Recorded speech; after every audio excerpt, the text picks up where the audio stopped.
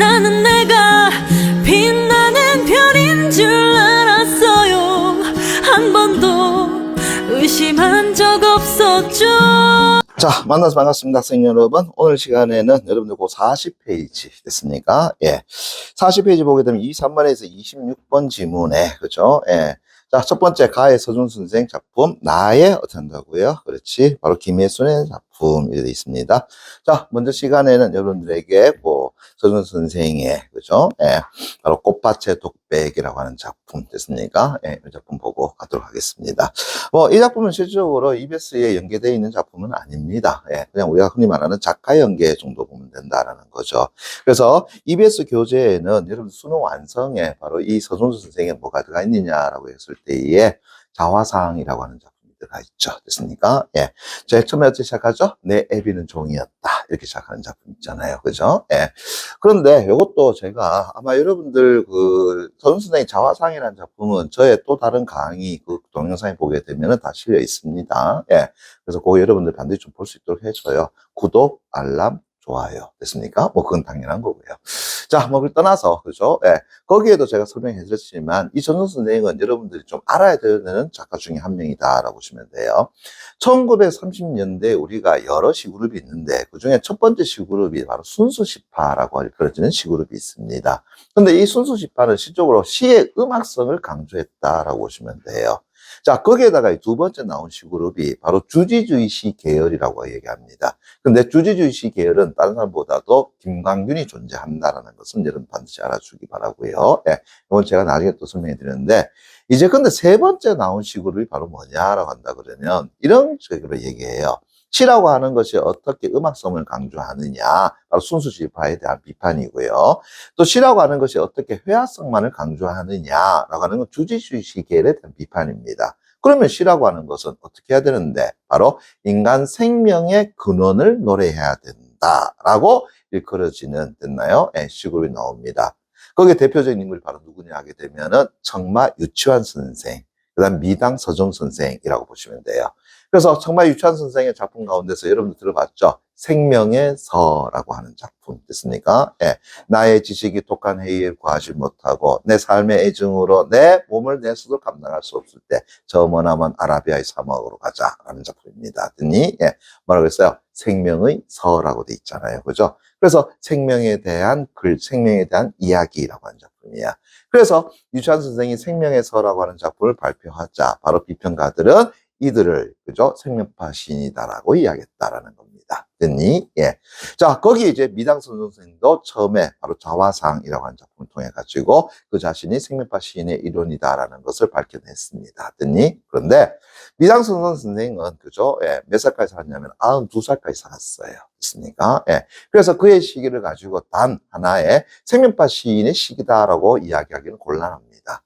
그래서 우리는 일반적으로 미당 서준 선생의 시의 시기를 세 시기로 나눠줘요. 그래서 그의 초창기의 시기를 우리는 바로 생명파 시인의 시그룹의 시다라고 이야기를 하거든요. 됐니? 예. 자, 그런 두 번째 시기가 바로 뭐냐 하게 되면은 바로 이 미당 서준 선생은 우리의 설화적인 내용에다가 관심을 가지게 돼요. 그래서 작품 속에다가 뭘 담아 놓느냐 하게 되면은 작품의 설화적인 내용을 담아가지고 시를 쓰더라. 그 대표적인 작품이 첫 번째가 여러분들 아시는 견우의 노래라고 하는 작품입니다. 됐나요? 예. 나는 소를 먹일 테니 그대는 배를 짜시오라고 하는 작품이고요. 그다음 또 아는 작품 가운데서 춘향유문 됐습니까? 춘향전 이야기 갖다 붙인 거죠. 도련님, 도련님, 안녕히, 안녕히 계세요. 하는 작품입니다. 됐습니까? 예. 그 다음에 작품이 바로 요 사소단장이라고 일컬어지는 바로 꽃밭에서의 독백이라고 일컬어지는 작품입니다. 됐니? 예. 그래서 이 작품도 굉장히 유명한 작품이다. 그러면 다시요. 이제 이 작품을 여러분들 이해해 나갈 때 반드시 뭐를 파악하냐? 견우의 노래라든가, 그죠? 아니면 춘향유문 같은 경우는 여러분들 견우 이야기 다 알잖아요. 그죠? 그러다 보니까 시 속에서, 그죠? 나는 소를 먹일 터이니 당신은 배를 짜시오. 이 말에 대해서 의미를 파악할 수 있어, 없어? 파악할 수 있잖아요. 됐습니까? 예. 또, 춘향유문, 유문이 뭐냐 하게 되면은 유언장이라고 하는 거야. 그래서 춘향이 이제 감옥에 있으면서, 자, 이몽룡이 왔는데 거짓골로 돼가지고 돌아왔더라. 됐습니까? 예. 그런데 그걸 박대하진 않잖아요. 그죠? 어머님, 됐습니까? 예. 가셔가지고 좋은 음식에 좋은 해서 입히세요. 됐습니까? 그러고 탄다고 가고 난 이후에 춘향은 자신의 삶이 이제 어떻게 될 거야? 내일 되면 죽을 거라는 걸 알죠? 그래서 하나의 뭐를 남겨뒀어? 유언장을 쓴 거다라고 하는 거죠. 그 마음을 이 성주 선생은 실어서 옮겨준 거야. 그래서 도련님, 안녕히 계세요. 됐습니까? 예. 5월 그 어느 날, 됐나요? 이렇게 쭉 나옵니다. 됐니? 그냥 우리는 춘향전이라는 작품을 알고 있으니까 이 작품을 해석하기 굉장히 편하죠. 그죠? 근데 이 사소단장이라고 하는 이 작품도, 그죠? 여러분들이 뭐를 알고 있으면 작품 보기 편할 거냐? 했을 때에 사소단장의 고사를 여러분들이, 즉, 이야기를 안다면 훨씬 더 편할 거더라라는 겁니다. 됐니? 예. 근데 그 밑에 우리 잠깐 이제 힌트가 나와 있습니다. 어떻게 나와 있느냐? 밑에 보세요. 사소라고 하는 인물은 됐나요? 예. 신라 시조의 박혁거세의 어머니이다라는 겁니다. 됐니? 예. 바로 처녀로 잉태해서 산으로, 자, 밑줄 갑니다. 신선수행을 갈 때, 신선수행 다시 밑줄자. 됐습니까? 여기서는 지금 신선수행이라고 하지만 실존을 한다고요. 수양을 하러 갈 때라고 하는 겁니다. 됐니? 예. 그래서 자신을 뭐 한다고요? 수양하러 갔더라라는 거죠. 됐니? 예. 그때에 간 일이 있는데, 이 글은 바로 그 수양을 떠나기 전에 그의 집, 어디에서? 꽃밭에서. 됐습니까? 예. 왜? 지은 시더라라고 이야기하는 겁니다. 이해되겠니? 예. 다시 갑니다. 보세요. 처녀로 잉태를 해서 됐습니까? 예. 그래서 산으로 탄다고요. 신선 수양이라고 얘기했지만 실존으로 탄다고 자기 수양하러 가는 거야. 됐니? 예. 그런 가는 때에 그죠? 예. 꽃밭에서 됐습니까? 예. 떠나기 직전에 꽃밭에서 자기가 한 독백이더라라고 하는 겁니다. 이해되겠니? 예. 자, 그렇게 여러분들 보고 들어가셔야 돼요. 됐습니까? 그래야지만 이제 이 내용을 여러분들 쉽게 파악할 수가 있는 겁니다. 예. 그렇지 않으면은 이 시는 굉장히 어려운 시가 되어버립니다. 됐니? 예. 실제로 내용 설명하게 되면 좀 어려운 내용도 없지 않아 있습니다. 그래서 그걸 정확하게 좀 보자는 이야기입니다. 자, 첫 번째 제1행 갑니다. 보세요. 노래 일단 그거 네모깡 양초니까 합니다. 노래가 낫기는 그 중에 나도 구름까지 갔다가, 자, 구름까지 갔다 밑줄까요? 되돌아오고, 되돌아오다 다시 밑줄 쫙 주니까 합니다. 자, 이게 이제 무슨 얘기냐. 자, 여기에 노래라고 하는 하나의 대상이 있습니다. 됐나요? 예. 얘가 낫기는 나. 그냥 사실 뭐가 나은지는 잘 모르겠어. 됐습니까? 예. 하여튼 노래는 좋긴 좋아라는 거죠. 그죠? 그런데 문제는 얘가 어디까지 갔느냐라고 한다면은 구름까지 간다고요. 갔다가는 됐습니까? 예.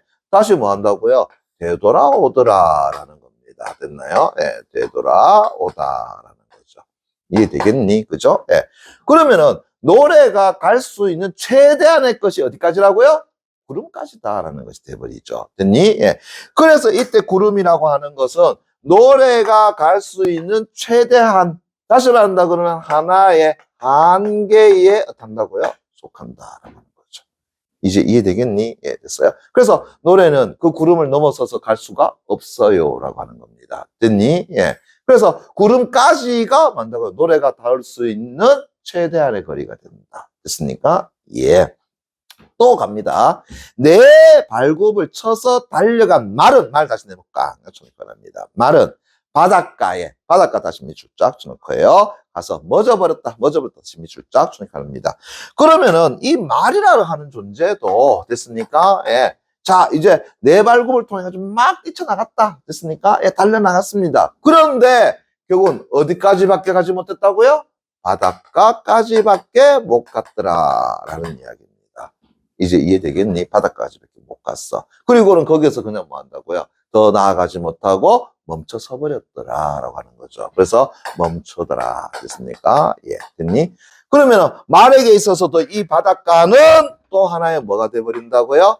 최대한으로 달릴 수밖에 없었던 공간. 다시 한다면 그에게 있어서의 한계에 해당되는 공간이 된다라고 할 수 있겠죠. 됐니? 됐어요? 그럼 물어보자. 이 앞에 나와 있는 노래라든가 말이라는 대상은 결국은 어디에 부딪혀? 결국은 한계를 나타낸다고요? 깨닫는 존재가 돼버리는 거죠. 됐니? 예. 이해되겠어? 오케이. 자, 그러면서 그 다음 갑니다. 활로 잡은 산돼지 다시 내볼까? 쳐놓고요. 산돼지, 멧돼지, 됐습니까? 예. 그 다음에 매로 잡은 만다고 산새들에게도, 산새들 다시 내볼까? 쳐놓기로 합니다. 산새들에게도, 됐나? 예, 됐어요. 자, 그러면서 이제는 만다 벌써 입맛을 잃었다. 야, 그러면 소위 멧돼지 잡아가지고 먹고, 그 다음 산수 잡아 먹고, 이래라 얘기야? 그래서 입맛 없어. 이런 얘기들이? 에이, 그런 게 아니죠. 입맛을 잃었다라는 것은 내가 거기에 대해 관심이 있다, 관심이 없다. 관심이 없다라는 것이 돼버려. 됐습니까? 예. 그래서 얘들도 내게 있어서는 이제 어떻다고요? 관심의 대상이 아니야. 라는 겁니다. 됐니? 예. 자, 왜 그럴까요? 왜 그럴까요? 자, 보세요. 뭘로 잡았지? 활로 잡았죠. 됐습니까? 그러면은 산돼지라는 존재도 결국은 뭐가 존재한다? 활로 잡히는 한계를 가진다. 됐니? 예. 그러면은 산새라는 존재도 결국은 뭐에 잡힌다고요? 매라고 하는 것에 어떤다고 잡히는 존재더라. 이해되겠니? 그러면은 이때 산돼지와 그 다음에 산새들 다 어떤 존재라는 거야? 역시 마찬가지로 한계를 가지고 있는 존재들이라는 거죠. 됐습니까? 예. 이해되겠어? 그래서 다시 여기 나와 있는 노래 됐습니까? 예. 그 다음에 말 됐습니까? 예. 그 다음에 산돼지 됐나요? 그리고 산새들 됐나요? 전부 다 뭐라는 거야? 수면에서 유한한 됐습니까? 예. 됐나요? 그래서 일종의 그들의 한계를 됐습니까? 예. 됐나요? 예. 넘지 못하는 됐습니까? 예. 못하는 됐나? 예. 그러한 뭐가 된다고요? 존재이더라. 됐습니까? 예. 됐니? 이게 바로 뭐야? 노래, 말, 산돼지, 산새들 같은 존재들. 됐니? 예.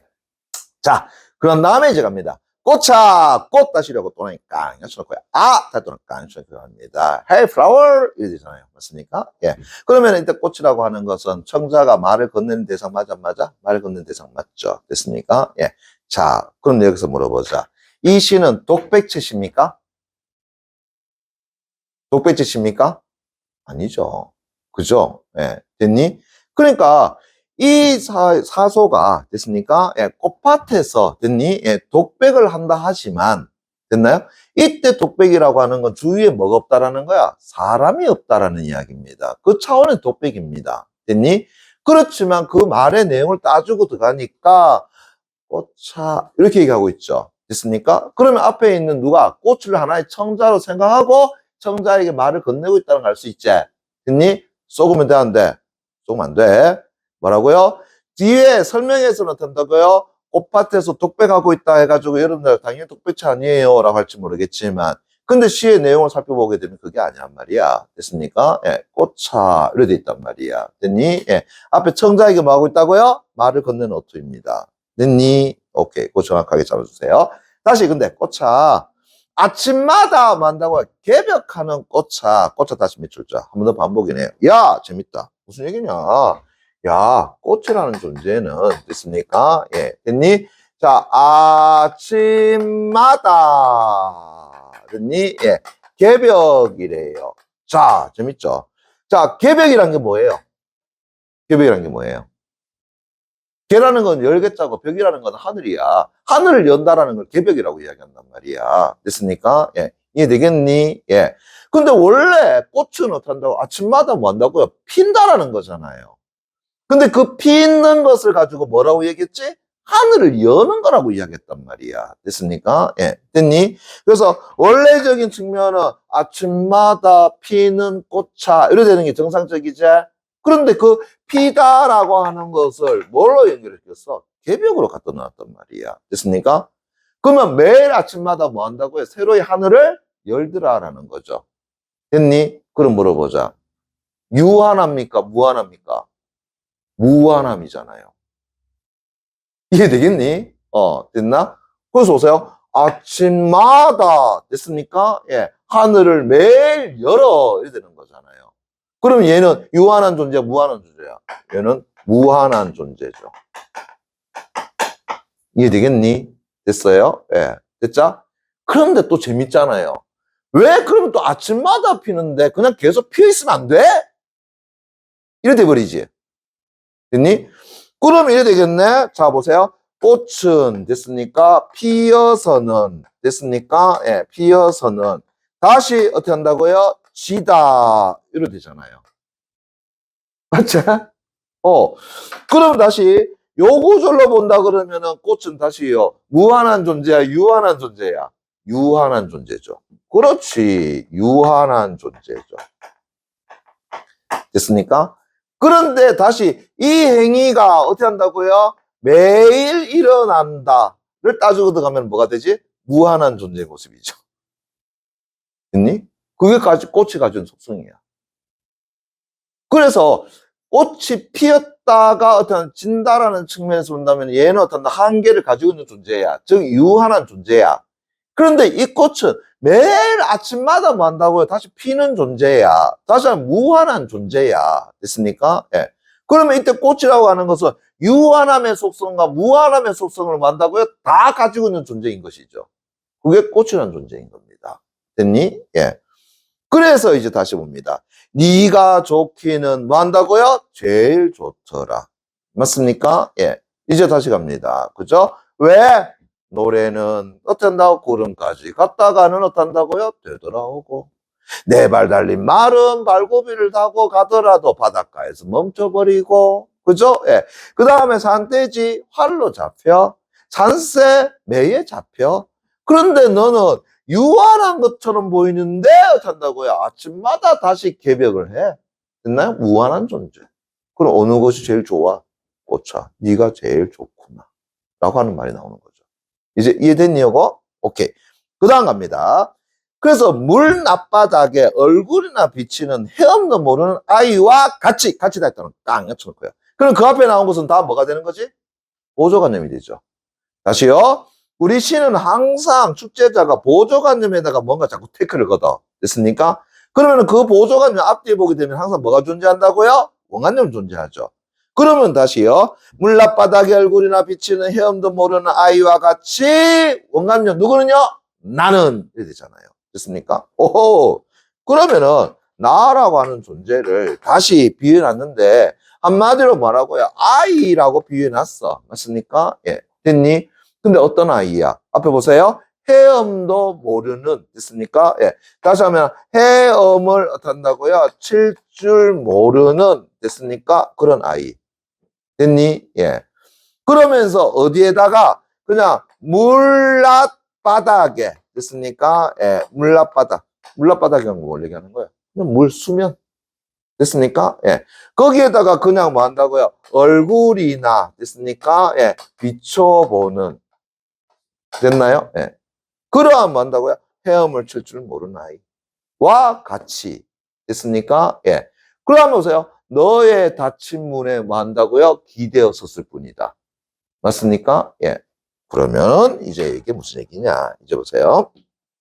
이때 물 앞바닥을 이제 봅시다. 너. 됐습니까? 예. 됐니? 그것도 된다고요? 닫힌 문. 됐습니까? 예. 됐니? 그 다음에 얼굴을 비춰볼 뿐이다 라는 것은 서 있을 뿐이다. 이래 되겠지.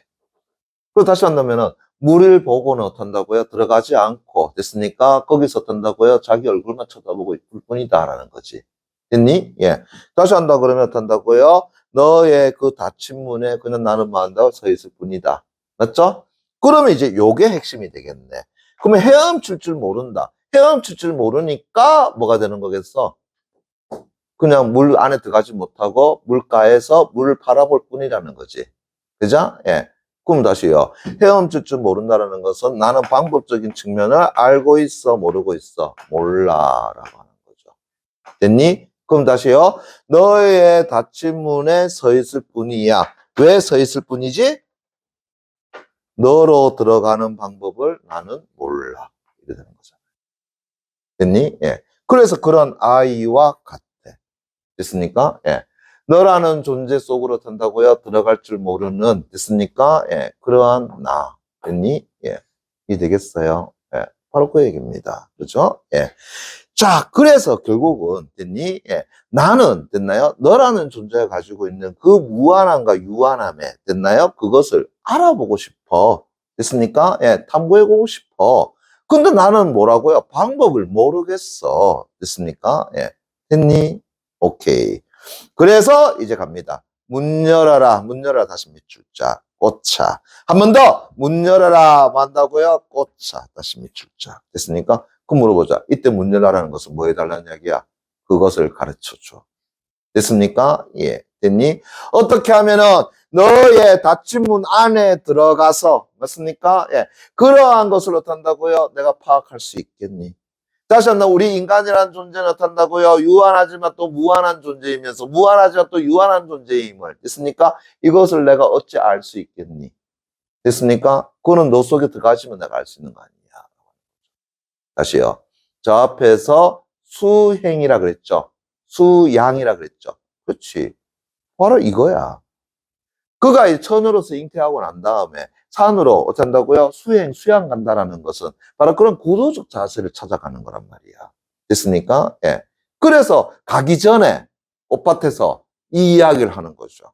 됐니? 그래서 이제 수행을 가서 뭘 파악하고 싶은 거야? 그러한 것을 파악하고 싶은 거야. 이게 사소라는 이야기야. 이해되겠니? 예. 이제 아시겠나? 그래서 다시 이제 보세요. 문 열어다오. 됐습니까? 문 열어다오. 됐습니까? 예. 그래서 벼락과 해일만이, 벼락과 해일 다시 설명 깡 쳐놓고요.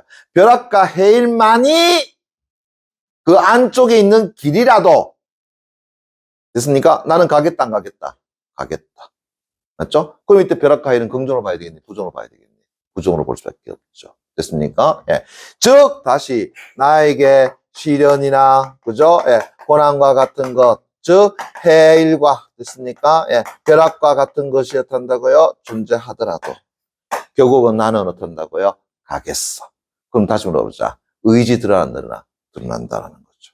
됐니? 예. 그러면은 뭐에 대한 의지야? 바로 무함과 유한함에, 됐니? 그 경계, 맞습니까? 예. 그것을 뭐 한다고 탐구하고자 하는, 됐나요? 예. 바로 화자의 의지. 됐습니까? 그래서 다시 한 번 더 반복이죠. 밑줄자. 문 열어라, 문 열어라, 꽂자. 됐습니까? 예. 됐니? 예. 됐어요. 예. 그래서 화자는, 됐나요? 예. 그 꽃이 가지고 있는 그 무한한 듯 하지만 유한함. 유한한 듯 하지만 무한함. 맞습니까? 예. 그런 어떤 가치를 뭐 한다고요? 파악하고 싶은 거다. 왜? 다른 대상들은 그런 것이 나타나? 안 나타나? 안 나타나니까. 오로지 내가 그것은 얼굴 통해서만 알 수밖에 없는 거야. 꽃을 통해서밖에 알 수가 없는 거더라라는 거죠. 됐니? 예. 됐어요? 오케이. 그래. 이 시는 바로 그러한 시다라고 봐주시면 됩니다. 됐나? 예. 굉장히 어려운 시죠. 됐습니까? 어려운 시죠. 됐나? 예. 그렇지만 화자가 생각하기로서는 이렇게 생각했을 것 같아. 아까 우리가 얘기했던 것처럼 서정 선생은 바로 이 설화적인 내용을 단순히 시에다 그냥 갖다 쓰면서 자기 생각을 하고 싶었던 게 아니야. 바로 그때 그 당시 인물이 어떠한 생각을 하고 싶었던가라는 것을 시로서 써놨단 말이야. 그래서 시적 화자가 그때 소위 말해서 남편 없는 아이를 뭐 한다고 잉태를 하고, 맞습니까? 그러면서 이 삶을 어떻게 살아야 할 것이냐라고 하는 나름대로의 무엇을 걱정을 하지 않았겠니? 라고 하는 거죠. 됐니? 예. 그래서 인간의 삶이라고 하는 것은, 됐나요? 유한한 것일까? 됐습니까? 예. 그런데 내 아이를 낳는다라는 것은 다시 나를 또 낳는 것 아닐까? 그럼 다시 무한한 존재인 거 아닐까? 됐습니까? 예. 그에 대한 일종의 뭘 담아놓은 거다? 고민을 담아놓은 거 아니겠느냐? 사소가 아무래도 그때 그 생각을 했을 거다라고 생각하고 쓴 거다라는 이야기죠. 됐니? 예. 이해됐나? 오케이. 좋습니다. 그죠? 예. 여러분들 잠시 스탑 시켜놨다가 문제는 여러분들이 풀어볼 수 있도록 해주기 바랍니다. 됐나요?